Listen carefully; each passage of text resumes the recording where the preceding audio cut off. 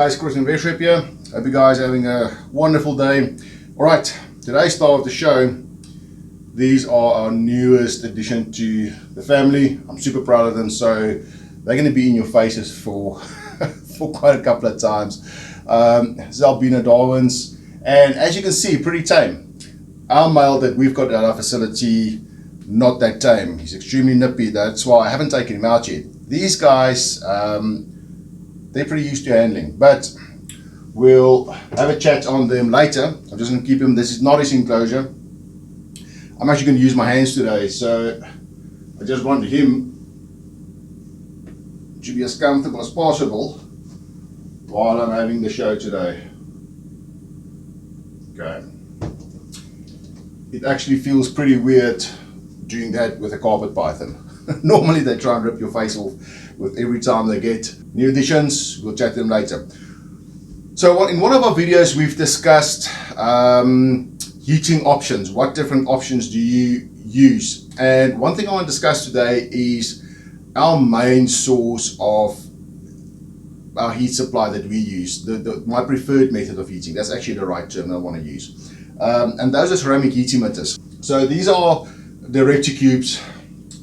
This is a show on its own. Once they're all kitted out, we're waiting for one more unit on the top here.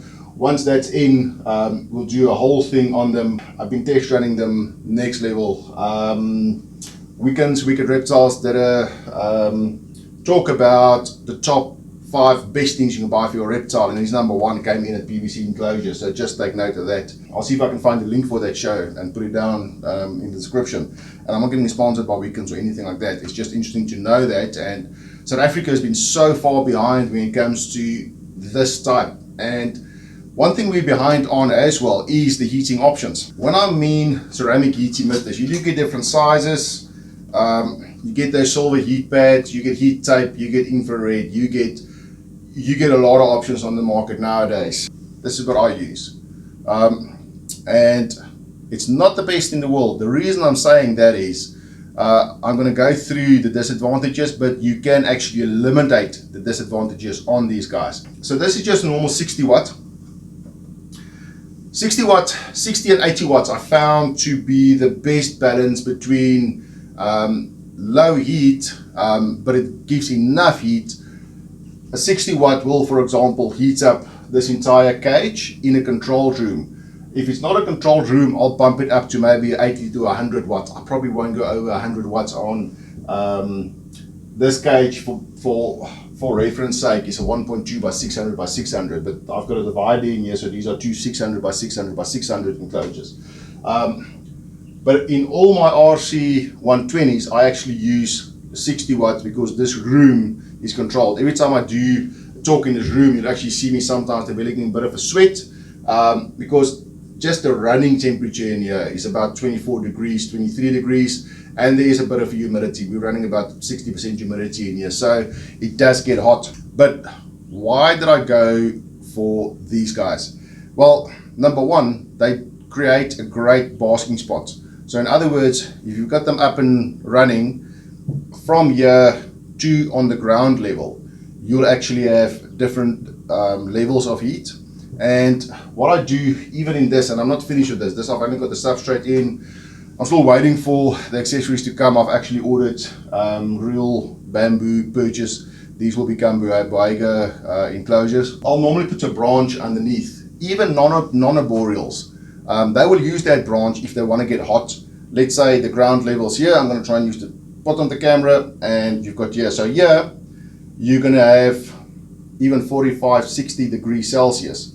Here, you're going to have 30, 35, and here you're going to have 30, 29, depending on the ambient temperature in the room. And when I started these guys up to test if they all were working, I realized something, and luckily I've foreseen that a couple of times. I'm actually going to put a video in here.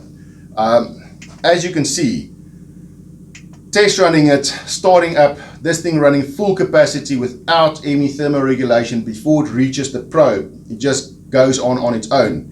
It can reach temperatures of 312 degrees Celsius, if not more. We had some readings at 316, 317, and that's a 60 watt. So you get people doing 150 watt in the same enclosure and thinking everything will be okay. It's not going to be okay. Okay, so those are the disadvantages. They get extremely hot. Not too long ago, I can't say long ago, stupidity never pays off, I wanted to test if they're still working, and instead of just temp gunning them, I actually went and I just felt with my finger how hot it is. You know that when you got the oven or the stove plate at maximum and you touch it, it makes that sizzle sound.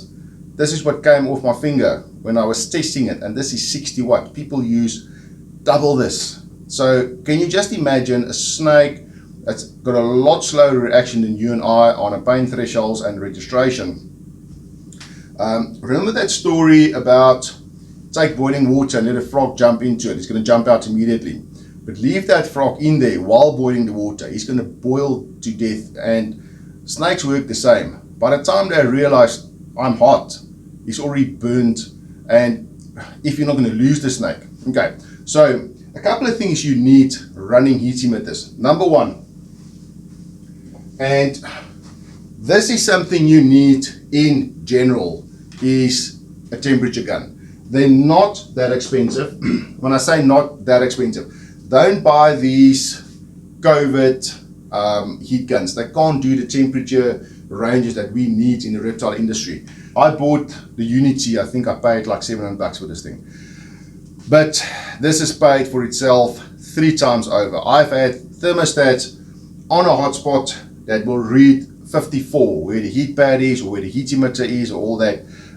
But the actual place that I want to use is actually running a lot lower, and vice versa. I'll have my probe to where I want my ambient temperature to be, but that little thing will be running over 100 degrees. So this gives me a good indication.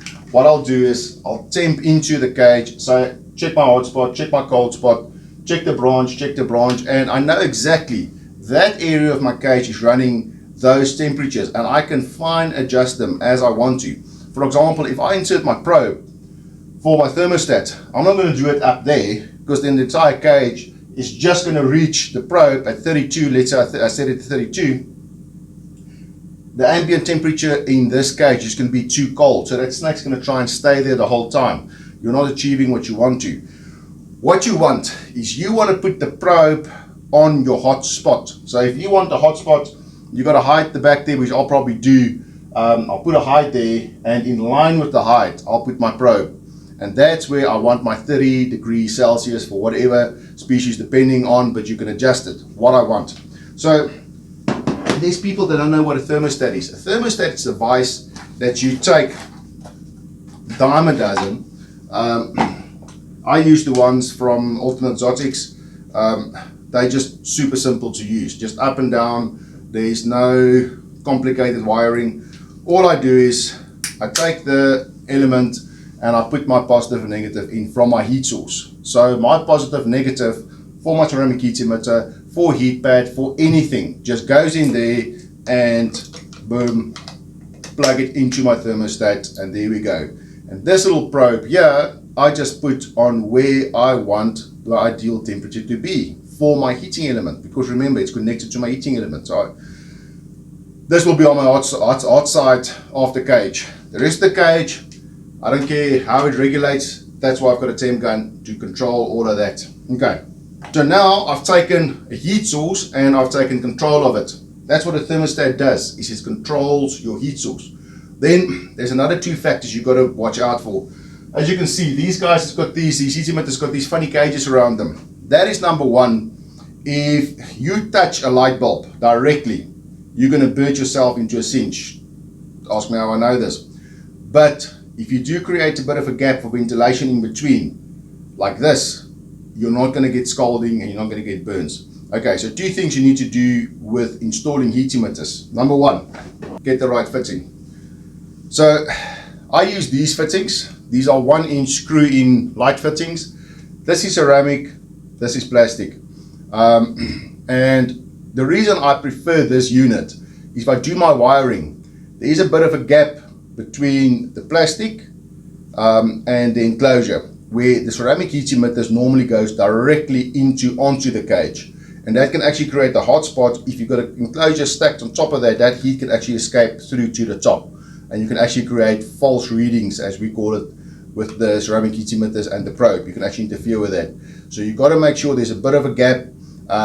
What some guys do, if they can't get these plastic housings, is you can actually build up maybe with washers or something. Just try and get at least a 5 to 8 mil gap between the ceramic heat emitter and your enclosure. But these work great. And what I like about these, and that's actually our next subject that we're talking about, is these anti-scald mesh covers, anti-burn. There's so many names for them. This basically just goes into the roof. This goes over it, and what I like about this, because of the shape it's in, you can't actually misalign it. It aligns itself as you're inserting it. Okay, once you've got this over here, servicing the units are super easy. It's got these two little spring loads over here, and it just opens up. I can reach in, change my bulbs, whether they're damaged or I want to upgrade or downgrade on my wattage. This is a must, and this is even a must if you're using conventional light bulbs. I use the LED rings. Number one, if you get the 12 watt or the lower wattage, you don't get that hot. And I don't use light for on and off. What I do is, my preferred method is I've got two windows, and so I do natural photogenic period. So when I work at night time, and it's not with the hatchlings, I will actually come in with my night vision. I know that's paranoid. That's just being me. Not everyone's functioning 100% all the time, but even with normal light covers, normal lights, you need them covered as well. If you're using infrared, anything, I always say, do yourself a favor. If you can touch this with your finger like that, you're doing it right. If you can't do this, then it's too hot. That's number one. Try doing that with a ceramic heat emitter or with infrared or even the light bulbs you're currently using. If you can't do that, imagine what's going to do to the snake. By the time the snake realizes what's going on, it's going to be burned severely. Okay, so that's just basically, it's an interesting observation I made. I knew these ceramic heat emitters get hot. I mean, that heat emitter will probably idle at about 70-80 degrees Celsius in order to reach the probe's set temperature, to manipulate that temperature. So it'll be set at 30 degrees Celsius down here, but there it's going to be 80, 90, 100 degrees Celsius, depending how far that gap is. So you've got to be careful of that.